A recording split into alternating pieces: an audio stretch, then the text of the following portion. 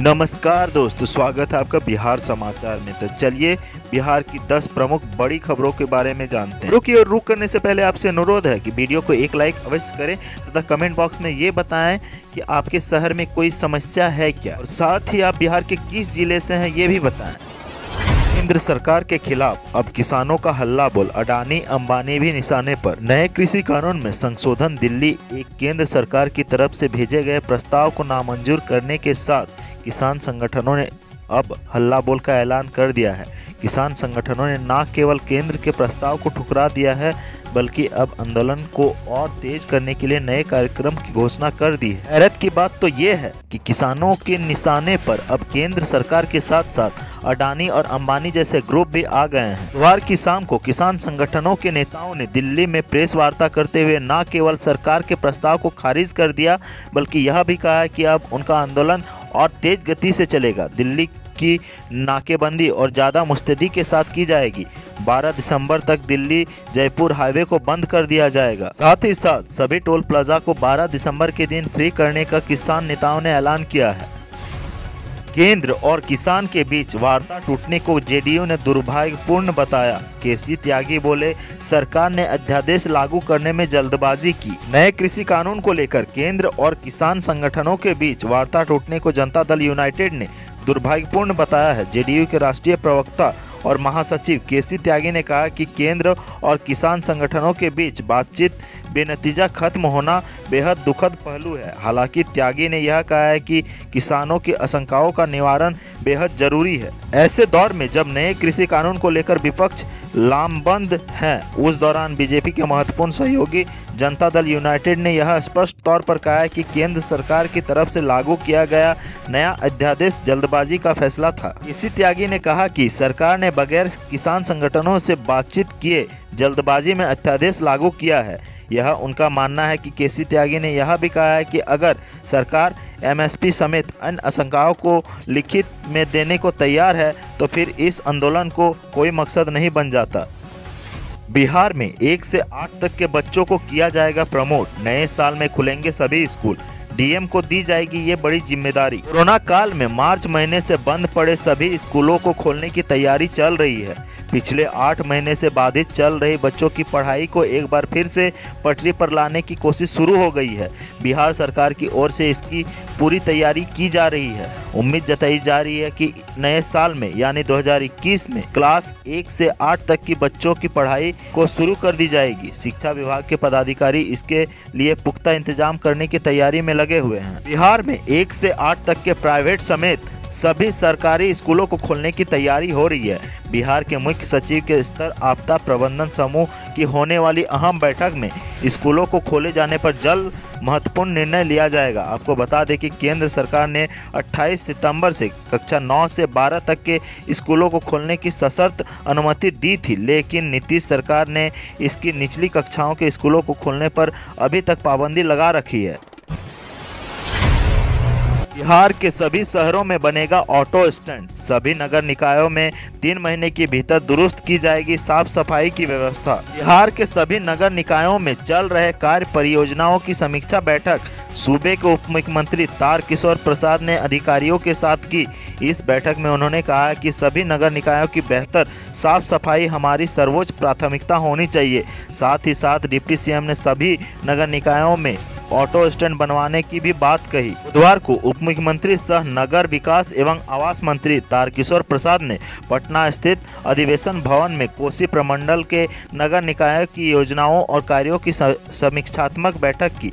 कोसी प्रमंडल के सभी नगर निकायों के जनप्रतिनिधियों के साथ समीक्षात्मक बैठक में उप मुख्यमंत्री तारकिशोर प्रसाद ने कई महत्वपूर्ण निर्देश दिए।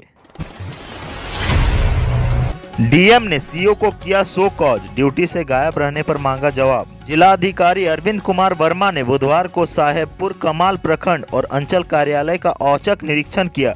डीएम के अचानक आते ही कार्यालय में मौजूद अधिकारियों और कर्मियों में अफरा तफरी मच गई। इस दौरान डीएम ने सबसे पहले आरटीपीएस काउंटर सहित विभिन्न कार्यों का निरीक्षण किया, जिसमें अनुपस्थिति मिले एक अंचल कर्मी को स्पष्टीकरण मांगा गया है। इसके बाद डीएम बीडीओ कार्यालय पहुंचे और प्रखंड मुख्यालय पहुंचे। आवेदनकर्ताओं से मिलकर बीडीओ श्रीनिवास को आवेदनों का शीघ्र निष्पादन का निर्देश दिया। इस क्रम में सफदलपुर निवासी रविकांत सिंह द्वारा दिए गए पंचायत की एक योजना में सचिव द्वारा सरकारी राशि गबन के मामले का जांच का निर्देश देकर सही पाए जाने पर प्रपत्र का गठित करने का निर्देश दिया गया।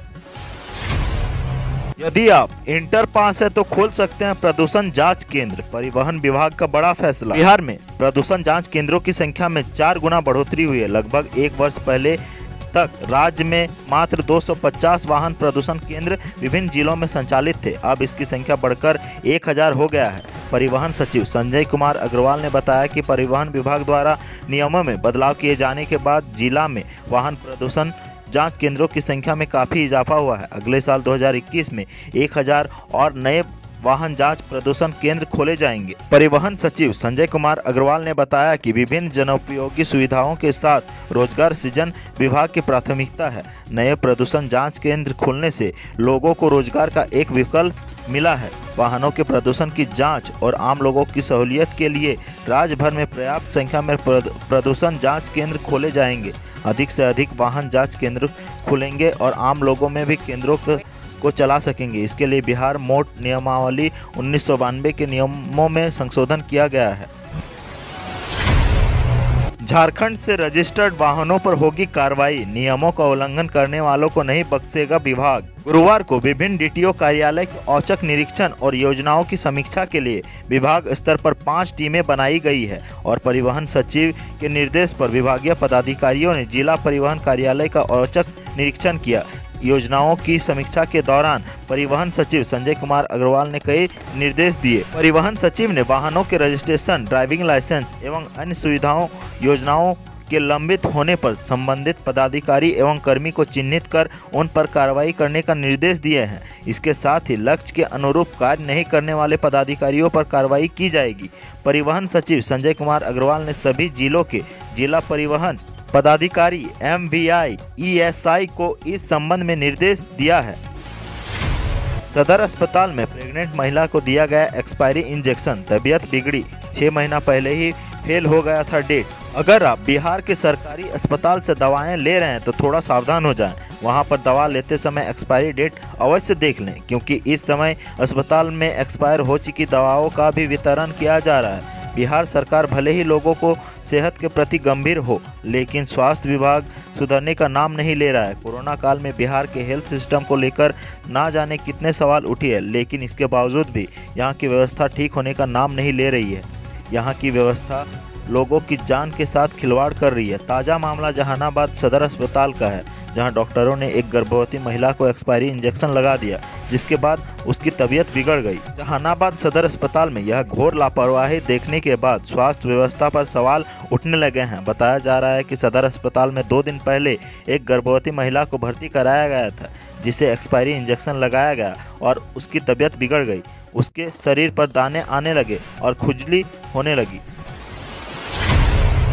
कोरोना काल में स्कूल खोलने की हो रही मांग, शिक्षक और बच्चों को हो रही काफी परेशानी। कोरोना काल में मार्च से बंद पड़े सभी शैक्षणिक संस्थानों को खोलने की मांग उठ रही है।